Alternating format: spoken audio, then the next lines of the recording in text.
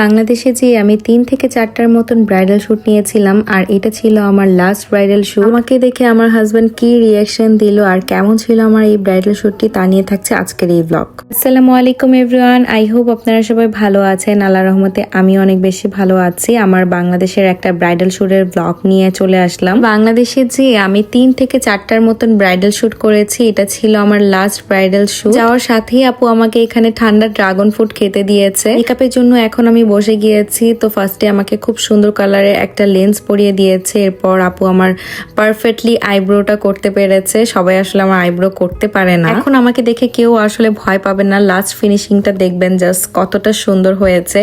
আর আমি বাংলাদেশে যে এত পরিমাণে মোটা হয়েছিলাম, দেখতে দেখতে আপু এত সুন্দর একটা আই মেকআপ করেছে। আমার আই মেকআপটা এত পছন্দ হয়েছে, বিশেষ করে লেন্সের কালারটা এত পপ আপ করছিল। মেকআপ করার পর আপুর বাসার উপর তলায় আসলে এক আন্টি এই মজাদার খিচুড়িটা বানায়। তো সে হচ্ছে এই মজাদার খিচুড়িটা অর্ডার করে দিয়েছিল আমার জন্য। আমি আসলে খিচুড়ি ভর্তা এগুলো অনেক বেশি পছন্দ করি। আর আমি সকালবেলায় চলে গিয়েছিলাম আপুর বাসায়, কারণ ব্রাইডাল শুট করতে গেলে সারা দিন লেগে যায়। আপুর লোকেশন হলো দক্ষিণ বনশ্রীতে। আপনারা কিন্তু যারা দক্ষিণ বনশ্রীতে আছেন বা আশেপাশে যারা আছেন তারা কিন্তু ইজিলি হচ্ছে আপুর স্টুডিওতে চলে যেতে পারেন। আপুর হচ্ছে হোম স্টুডিও। ব্লগের লাস্টের দিকে আপনাদেরকে একটা সুখবর দিব, তার জন্য ফুল ব্লগটা কিন্তু দেখতে হবে। আজকে শুটে জুয়েলারি স্পন্সর করেছিল হচ্ছে এলোর থেকে। একদম পারফেক্টলি এই ড্রেসটার সাথে ম্যাচ হয়েছে। জুয়েলারিটা অনেক বেশি এক্সক্লুসিভ। আর বিয়ের প্রোগ্রাম আসলে একটাই হয়েছিল, আর যেটাতে আমি হচ্ছে ট্রেডিশনাল লুক নিয়েছিলাম, একদম রেড কালার সবকিছু পরেছিলাম। আমার খুবই ইচ্ছা ছিল আমি এরকম একটা পাকিস্তানি লুক নিব। আসলে আমি নিজেকেও দেখতে চাচ্ছিলাম আমাকে এরকম লুকে কেমন লাগে। আমার কাছে মনে হচ্ছিল আমাকে এই লুকে আসলে সব থেকে বেশি ভালো লাগছে।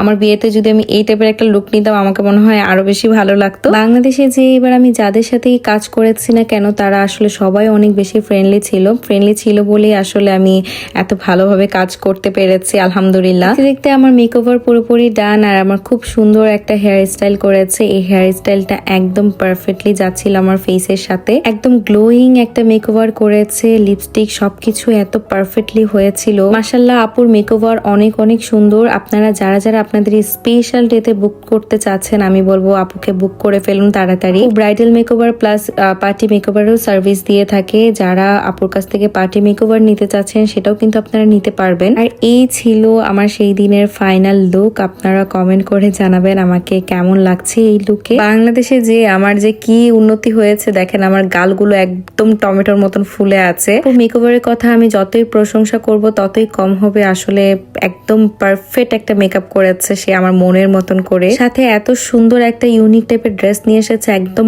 পাকিস্তানি ড্রেস। এটা বলতেই হবে ভাই, আমাদের বাংলাদেশের মেয়েরা আসলে অনেক বেশি ট্যালেন্টেড, তারা সবকিছুই পারে। অনেক দিনের ইচ্ছা পূরণ হয়েছে। থ্যাংক ইউ আপু, তুমি আমাকে অনেক সুন্দর সাজাইছো। আমার একদম পুতুল বানাই দিছে। মানে দেখছেন আমাকে একদম পুতুল বানাই দিছে। আপু যখন এয়ারপোর্টে তখন থেকে আমি চিন্তা করতেছি যে আপুকে দিয়ে ব্রাইডাল শুট এবার করাবো। হ্যাঁ ফাইনালি আজকে করে ফেলছি। আমার একদম মন মতো আউটফিট, জুয়েলারি, মেকওভার, মানে আমি খুশিতে ইমোশনাল হয়ে যেতেছি। অনেক ইউ সুন্দর সো হয়েছে। মাচ। Hello, hello. দেখতে চাও আমাকে? হ্যাঁ দেখি। তবে সেই লাগতেছে, সুন্দর লাগতেছে। সীমান্ত চলো আমরা রিসেপশন প্রোগ্রামটা করে ফেলি। তুমি তাহলে তোমার শেরওয়ানিটা পরে আসো। আমি ঘোরাতে আসতেছি, রেডি যাবো, সাথে একটা ঘোরাতে। হ্যাঁ আপনারা সবাই জানেন সীমান্তকে ছাড়াই এবার আমি বাংলাদেশে গিয়েছিলাম। এন্ড সে আমাকে দেখার পর বলছিল আসলেই তোমাকে অনেক বেশি সুন্দর লাগছে। আমি তো তাকে বলেই ফেলেছি যে চলো আজকে রিসেপশন প্রোগ্রামটা করে ফেলি, কারণ আমার রিসেপশন প্রোগ্রামটা হয়নি। শুধু নিজেকে দেখছিলাম আর স্মাইল করছিলাম। আসলে আমাকে একটা ডল বানিয়ে দিয়েছে। সাথে আপুর ফ্রেন্ড আমার জন্য একটা ওয়েলকাম কেক নিয়ে এসেছে। আসলে তারা আমাকে এত সুন্দরভাবে ওয়েলকাম করেছে।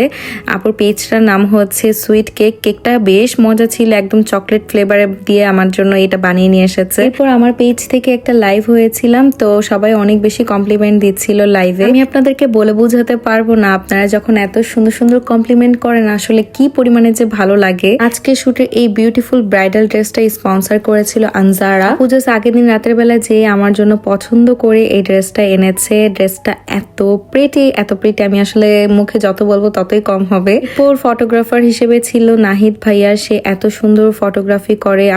ভাইয়া কিন্তু মেহজাবিন আপুরও অনেক সুন্দর সুন্দর ফটোগ্রাফি করে থাকে। যারা সুন্দর সুন্দর ফটোগ্রাফি করতে চান আমি ভাইয়ার পেজটাও ট্যাগ করে রাখবো, আপনারা চাইলে ভাইয়াকেও নক করতে পারেন। প্রত্যেকটা ছবি ভিডিও অনেক সুন্দর এসেছিল। এটা ছিল আমাদের শুটের লাস্টের দিকে, আর শুট করতে করতে আমি অনেক বেশি টায়ার্ড হয়ে যাই, কারণ ব্রাইডাল শুট করা এতটাও সহজ না। পুরো একটা কিউট বিড়াল ছিল, ও সবসময় শুধু আমার দিকেই তাকিয়েছিল। পুরো স্টুডিওর নেম হচ্ছে গ্লোয়িং গোলস বাই এশা। আপনারা যারা যারা স্পেশাল ডের জন্য বুক করতে চাচ্ছেন এখনই বুক করে ফেলতে পারেন। সুখবরটা হচ্ছে আপু কিন্তু এখন নতুন একটা স্যালন দিতে যাচ্ছে, অনেক বড় পরিসরে আর কি আপু স্যালনটা রেডি করছে। যেই লোকেশনে আসলে হোম স্টুডিও ছিল সেই লোকেশনেরই আসলে নিচতলায় আপু এত সুন্দর করে হচ্ছে এই স্টুডিওটা করছে। ওনার হোম স্টুডিও থাকবে না, এখন আপনারা স্যালনে যেয়ে খুব সুন্দর করে হচ্ছে ব্রাইডাল মেকওভার নিতে পারবে। এই ব্লগটি এখানেই শেষ করছি। আশা করছি আজকের এই ব্লগটা আপনাদের কাছে ভালো লেগেছে।